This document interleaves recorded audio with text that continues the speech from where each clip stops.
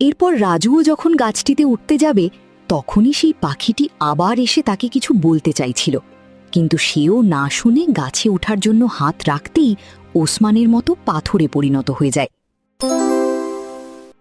এই বাচ্চাটাকে জঙ্গলে নিয়ে গিয়ে মেরে ফেলো, আর মনে রেখো এই বিষয়টি যেন খোনাক্ষরেও কেউ জানতে না পারে। আপনার বিশ্বাস অর্জন আমার জীবনের প্রধান লক্ষ্য রানীমা। এখন আপনি নিশ্চিন্তে থাকতে পারেন, কাজ হয়ে যাবে।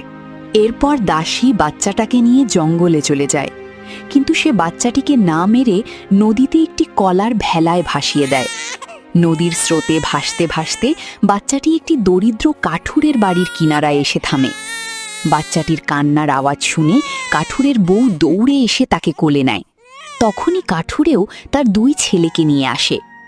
দেখো না, এই নদী থেকে এর আগে আমরা 2টি ছেলে পেয়েছি, আর এখন এই মেয়েটি। উপরওয়ালার ইচ্ছায় এখন আমাদের 3 সন্তান হয়েছে। তুমি ঠিক বলেছ, উপরওয়ালা আমাদের দিকে তাকিয়েছেন। আজ আমাদের নিজেদের কোনো সন্তান না থাকার পরও তিনি আমাদের 3টি সন্তান দিয়েছেন। দেখো, ওর চেহারায় কত মায়া, তাই আজ থেকে আমি ওর নাম মায়া রাখলাম। মায়া আজ একাই জঙ্গলে কাঠ কুড়াতে এসেছিল। তখনই রাজা বাইজিৎ সেখান দিয়ে যাওয়ার সময় তাকে দেখে বলে, এই যে মেয়ে, তুমি কোথায় থাকো আর এই জঙ্গলে একা কি করছো? আমি এখানেই থাকি, জঙ্গলের পাশেই আমাদের বাড়ি, আর এখানে এসেছি কাঠ কুড়াতে। তা ভালো, কাঠ কুড়িয়ে তাড়াতাড়ি করে চলে যাও, আর এই জঙ্গলে একা আসবে না। এই জঙ্গল অনেক ভয়ঙ্কর।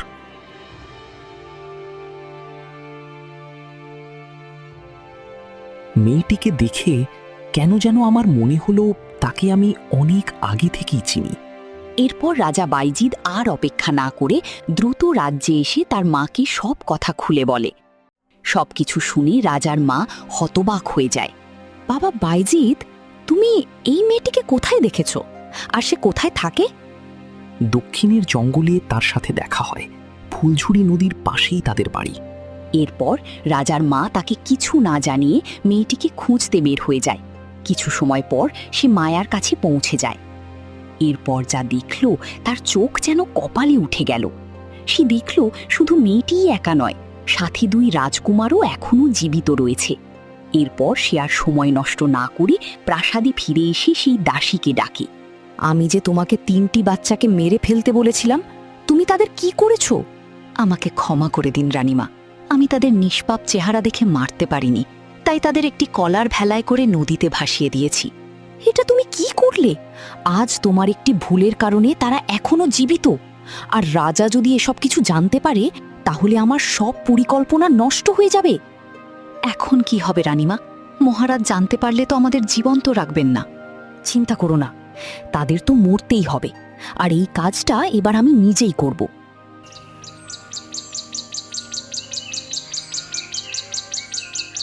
পরের দিন সকালবেলায় রাজার মা সাধারণ পোশাক পরে মায়াদের বাড়িতে আসে। মায়া তাকে দেখে এগিয়ে আসে। আমাকে সাহায্য করো, শরীর খুবই ক্লান্ত, একটু পানি হবে? অবশ্যই, আপনি একটু দাঁড়ান, আমি এক্ষুনি পানি নিয়ে আসছি। এরপর মায়া তাকে পানি এনে পান করায়। অনেক বড় উপকার করেছো তুমি মেয়ে। আচ্ছা, তুমি কি ছোটবেলা থেকেই এখানে থাকো?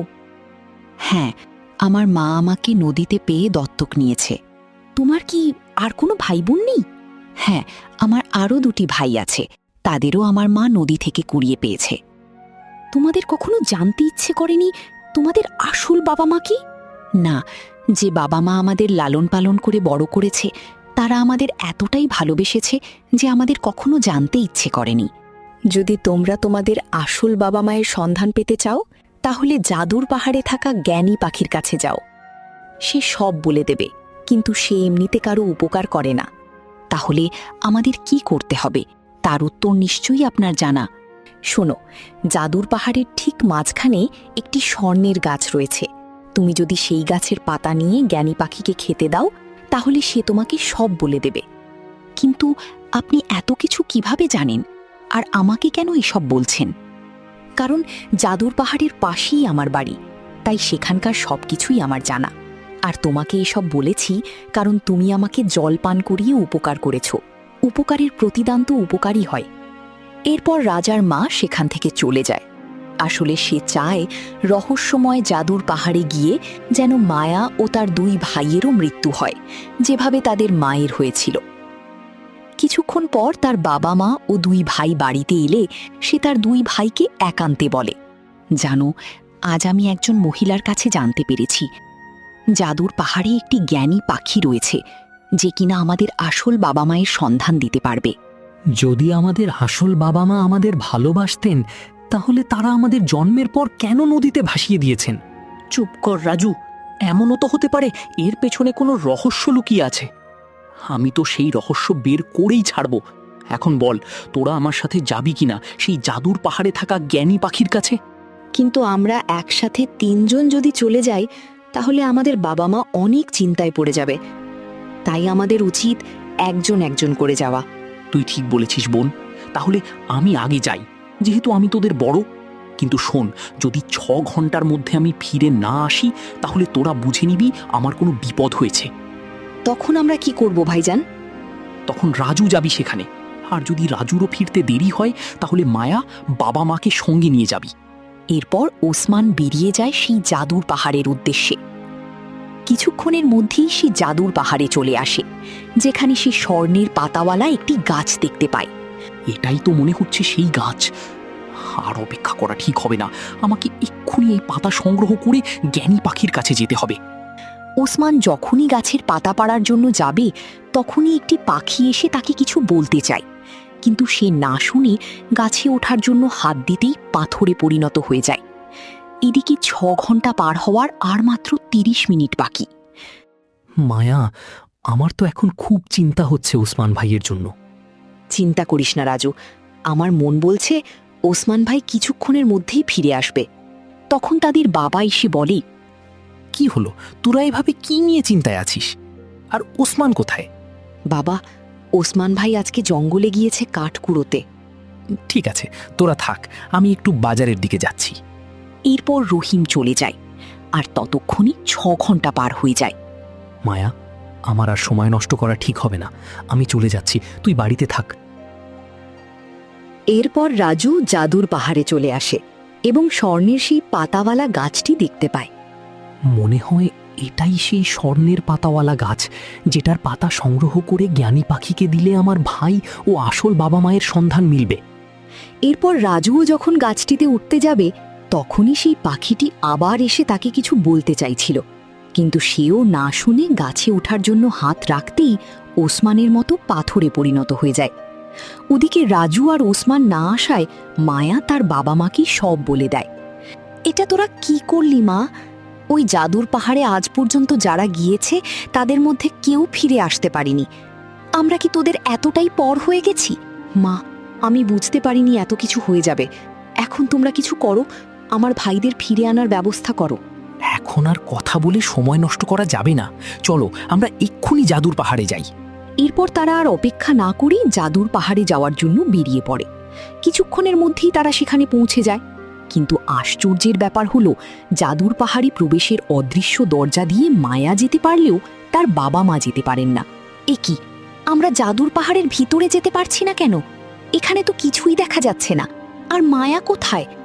মনে হচ্ছে এই জাদুর পাহাড়ের সাথে আমাদের সন্তানদের কোনো রহস্য লুকিয়ে আছে, তাই হয়তো তারা যেতে পারলেও আমরা পারছি না। কিন্তু এখন কি হবে? আমরা কি শুধু এখানে দাঁড়িয়ে দাঁড়িয়ে অপেক্ষা করব?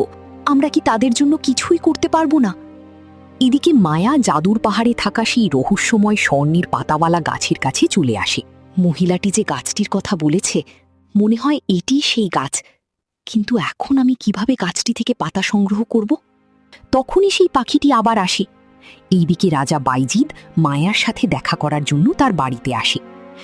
মহারাজ, বাড়িতে তো কেউ নেই মনে হচ্ছে, এখন কি হবে? কিন্তু এমনটা তো হওয়ার কথা নয়। মহামন্ত্রী, আপনি এক্ষুনি সৈন্য মোতায়েন করুন, আমি তাদের সব খবর জানতে চাই। এদিকে মায়া সেই পাখিটিকে দেখে বলে, তুমি কি এখানে 2 জন ছেলেকে দেখতে পেয়েছো?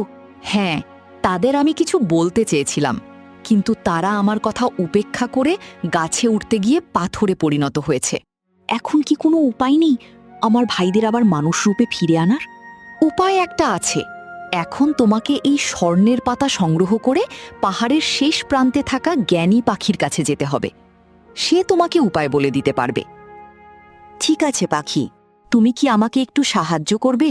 আমি গাছে উঠতে পারি না, দয়া করে তুমি স্বর্ণের গাছ থেকে আমাকে কয়েকটি পাতা এনে দাও।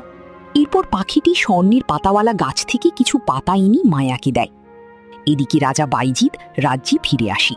পাশের রাজ্যের রাজা তার মেয়ের সঙ্গে তোমার বিয়ের প্রস্তাব পাঠিয়েছেন, তাই আর দেরি না করে বিয়ের প্রস্তুতি শুরু করে দাও। আমার স্ত্রী মারা যাওয়ার 14 বছর হয়ে গিয়েছে, আর আমি এখনো তাকেই ভালোবাসি। যেহেতু আমি এত বছরেও দ্বিতীয় বিবাহ করিনি, তাহলে কেন আপনার মনে হচ্ছে যে আমি দ্বিতীয় বিবাহ করব? আর কতদিন তুমি তোমার প্রথম স্ত্রীর কথা ভেবে তোমার ভবিষ্যৎ জীবন নষ্ট করবে? যে যাওয়ার ছিল সে চলে গেছে, এখন তুমি তোমার ভবিষ্যতের কথা চিন্তা করো। সে একজন কৃষকের মেয়ে ছিল বলে তুমি তাকে নিজের পুত্রবধূ হিসাবে গ্রহণ করনি, আর এখন তোমার আমার জন্য চিন্তা হচ্ছে? তাহলে শুনে রাখো, আমি আর কখনো কাউকে বিয়ে করব না। আর এদিকে জাদুর পাহাড়ে মায়া হাঁটতে হাঁটতে পাহাড়ের শেষ প্রান্তে পৌঁছে যায়, যেখানে একটি গাছে বেশ কিছু পাখি বসে রয়েছে। তখন সে পাখিগুলোকে জিজ্ঞেস করে, বলো তো, তোমাদের মধ্যে জ্ঞানী পাখি কে? তখন সব পাখিই বলে, আমিই জ্ঞানী পাখি। তাদের কথা শুনে মায়া বিভ্রান্ত হয়ে যায়। তারপর সে তাদের বলে, জ্ঞানী পাখি সবসময় সত্য কথা বলে, আর তোমরা সবাই নিজেদেরকে জ্ঞানী পাখি বলছো, এর মানে তোমরা সবাই মিথ্যা বলছো, তাই তোমরা কেউই জ্ঞানী পাখি নও। তখনই মায়া গাছের অন্য পাশে বসে থাকা একটি একাকী পাখিকে দেখতে পায়। তুমি কি জ্ঞানী পাখি? হ্যাঁ, তোমার অনুমান সঠিক, আমি জ্ঞানী পাখি। তখনই মায়া তাকে জাদুর স্বর্ণের পাতা খেতে দেয়। এতে জ্ঞানী পাখি খুব খুশি হয়। আমার দুই ভাই পাথরে পরিণত হয়ে গেছে, এখন তারা কিভাবে আবার মানুষে রূপান্তরিত হবে? পাহাড়ের উত্তরে একটি জাদুর ঝর্ণা আছে, সেই ঝর্ণার পানি এনে পাথরের ওপর ছিটিয়ে দিলে তারা আবার মানুষে রূপান্তরিত হবে। কিন্তু মনে রেখো, এই পরীক্ষাটি খুবই কঠিন। সেখানে যাওয়ার পথে কিছু অশুভ আত্মা তোমাকে বিভ্রান্ত করার চেষ্টা করবে, যাতে তুমি তোমার হাতে থাকা বাকি 30 মিনিটের মধ্যে পরীক্ষাটি উত্তীর্ণ হতে না পারো। তবে তুমি কোনো জাদুর ছলনায় আটকে পড়ো না। এরপর মায়া আবার পথ চলতে শুরু করে। কিছু পথ অতিক্রম করতে সে একজন বৃদ্ধ মহিলাকে দেখে দাঁড়িয়ে যায়। আমি জানি তুমি কোথায় আর কেন যাচ্ছ। তোমার জন্য দুটি পথ খোলা রয়েছে। একটি হলো আলোর পথ, যেখানে তুমি ভালোবাসা আর সুখ খুঁজে পাবে, আর অন্যটি হলো অন্ধকারের পথ, যেখানে রয়েছে শুধু দুঃখ আর কষ্ট। এখন বলো, তুমি কোন পথটি বেছে নেবে? তাহলে আমি অন্ধকার পথটিই বেছে নিলাম। তুমি সঠিক উত্তর দিয়েছ। এখন বলো তো, তুমি কিভাবে সঠিক উত্তরটি দিতে পারলে? মানুষ ততক্ষণ সুখে শান্তিতে থাকে যতক্ষণ তার প্রিয় মানুষরা তার সাথে থাকে। যখন সে তাদের হারিয়ে ফেলে, তখন আর সুখ বলে কিছু থাকে না। এখন যেমন আমি আমার প্রিয়জনদের হারিয়ে দুঃখের সাগরে রয়েছি, ঠিক আপনার বলা দ্বিতীয় পথের মতো। মায়া আবার যাত্রা শুরু করল, জাদুর ঝর্ণার সেই রহস্যময় পানির খোঁজে। কিন্তু হঠাৎই সামনে যা দেখল, তার জন্য সে একদমই প্রস্তুত ছিল না। পথের মাঝে দাঁড়িয়ে আছে তার দুই ভাই, যেন অনেকক্ষণ ধরেই তারা তার অপেক্ষায় ছিল। আরে মায়া, তুমি কোথায় যাচ্ছ? দেখো, আমরা আবার মানুষ রূপে ফিরে এসেছি। হ্যাঁ বোন, তোমাকে আর কষ্ট করে জাদুর পানি নিয়ে আসতে হবে না। এখন চলো, আমরা 3 জন মিলে আমাদের বাবা মাকে খুঁজে বের করব। ভাইজান, এটা কিভাবে সম্ভব?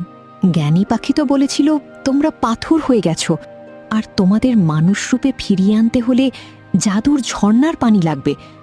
তাহলে এখন তোমরা কিভাবে আবার মানুষ হলে? হ্যাঁ মায়া, জ্ঞানী পাখি ঠিকই বলেছিল, আমরা সত্যি পাথর হয়ে গিয়েছিলাম। কিন্তু এক বৃদ্ধা মহিলা, হয়তো ভাগ্যেরই দূত, আমাদের ওপর জাদুর ঝর্ণার পানি ছিটিয়ে আবার মানুষ রূপে ফিরিয়ে এনেছে। এখন চলো, আমরা বাবা মায়ের সন্ধানে বেরিয়ে পড়ি। হঠাৎই মায়ার মনে পড়ে গেল জ্ঞানী পাখির সেই সতর্কবাণী। অশুভ আত্মারা পথভ্রষ্ট করতে ছদ্মবেশ নেয়। তার হাতে তখন আর মাত্র 15 মিনিট সময় বাকি। এক মুহূর্ত দেরি না করে, কোনো কথা না বলেই মায়া আবার পথ চলতে শুরু করল।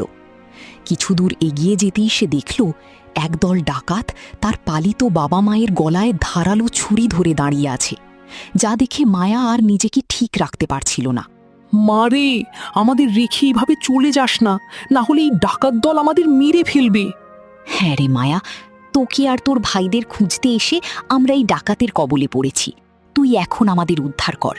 এই মেয়ে, বাঁচতে চাইলে এখান থেকে পালা, না হলে তোকেও বলির পাঁঠা বানাবো। মায়া ভেতরে ভেতরে ভেঙে পড়ল। কি করবে কিছুই যেন বুঝে উঠতে পারছিল না। সময় তখন আর মাত্র 5 মিনিট। তবুও শেষ ভরসা হিসেবে সে জ্ঞানী পাখির কথাতেই বিশ্বাস রাখল। সব দ্বিধা ঝেড়ে ফেলে সে আবার ছুটে চলল সেই রহস্যময় জাদুর ঝর্ণার দিকে। কিছুক্ষণ পরই পৌঁছে গেল ঝর্ণার কাছে। আর এক মুহূর্ত দেরি না করে পানি সংগ্রহ করে ছুটে গেল সেই স্থানে যেখানে তার ভাইরা পাথর হয়ে নীরবে অপেক্ষা করছিল। এরপর সে ঝর্ণার পানি ছিটিয়ে দিতেই পাথর থেকে মানুষে রূপান্তরিত হয়ে যায়। তখনই জ্ঞানী পাখি সেখানে চলে আসে। মায়া, অবশেষে তুমি আমাদের বাঁচাতে পেরেছ, কিন্তু আমাদের বাবা মা কোথায়? তাদের সন্ধান কি পেয়েছো? ভাইজান, এখন আর কথা বলার মতো কোনো সময় নেই। হাতে সময় আছে মাত্র 3 মিনিট। জ্ঞানী পাখি, এবার বলো, আমার বাবা মা কোথায়? তারা কি বেঁচে আছে? শোনো তাহলে, তোমরা কোনো সাধারণ বংশের সন্তান নও। তোমরা সুন্দরপুর রাজ্যের রাজা বাইজিৎ ও রানী হালিমার সন্তান। তোমার বাবা ভালোবেসে তোমার মাকে বিয়ে করেছিলেন, কিন্তু এই বিয়েতে তোমাদের দাদির সম্মতি ছিল না। তিনি চেয়েছিলেন পাশের রাজ্যের রাজকুমারীর সঙ্গে তোমার বাবার বিয়ে দিতে। সেই ইচ্ছা পূরণ না হওয়ায় প্রতিশোধের আগুনে জ্বলে উঠে তোমাদের দাদি তোমাদের জন্মের পর এক দাসীকে দিয়ে তোমাদের হত্যা করার আদেশ দেন। কিন্তু দাসী সেই নিষ্ঠুর আদেশ পালন করতে পারেনি। সে তোমাদের ছোট্ট কলার ভেলায় করে নদীতে ভাসিয়ে দেয়। ভাগ্যের ইশারায় তোমরা বেঁচে যাও, আর এরপর থেকেই তোমরা পালিত বাবা মায়ের স্নেহে বড় হয়ে ওঠো। তাহলে আমার মা, সে কোথায়? তাকে কি মেরে ফেলা হয়েছে? না, তোমার মা এখনো জীবিত আছে। সেও একটি পাথর হয়ে আছে। কিন্তু তোমার মাকে মানুষ রূপে ফিরিয়ে আনতে পারে একমাত্র রাজা বাইজিৎ। তাই তোমরা সময় নষ্ট না করে তোমাদের বাবাকে এখানে নিয়ে এসো। এরপর 3 ভাই বোন আবার রওনা দিল। কিছুক্ষণ পর গুহার বাইরে এসে তারা দেখল তাদের পালিত বাবা মা এখনও সেখানেই দাঁড়িয়ে তাদের জন্য অপেক্ষা করছে। আমার প্রিয় সন্তানরা, তোমরা অবশেষে ফিরে এসেছো। জানো, তোমাদের খোঁজে আমরা কতটা কষ্ট সহ্য করেছি। তোমাদের ছাড়া প্রতিটি মুহূর্ত যেন অন্ধকার হয়েছিল। মা, বাবা, আমাদেরও অনেক কষ্ট হয়েছে তোমাদের ছাড়া থাকতে, কিন্তু এখন আমাদের হাতে খুবই কম সময়। আমাদের এখনই সুন্দরপুর রাজ্যে যেতে হবে। এরপর তারা সবাই একসাথে সুন্দরপুর রাজ্যের উদ্দেশ্যে রওনা হয়। কিছুক্ষণের মধ্যে তারা সুন্দরপুর রাজ্যে এসে মহারাজের কক্ষে চলে যায়। কি ব্যাপার, তোমরা এখানে? মহারাজ, আমরা 3 জনই আপনার সন্তান। তারা মিথ্যা কথা বলছে। জাদুর পাহাড়ে থাকা জ্ঞানী পাখি আমাদের সব সত্য বলে দিয়েছে। আপনার মা আমাদের আবার মারার জন্য জাদুর পাহাড়ে পাঠিয়েছিল, কিন্তু আমরা 3 জনই বেঁচে গেছি।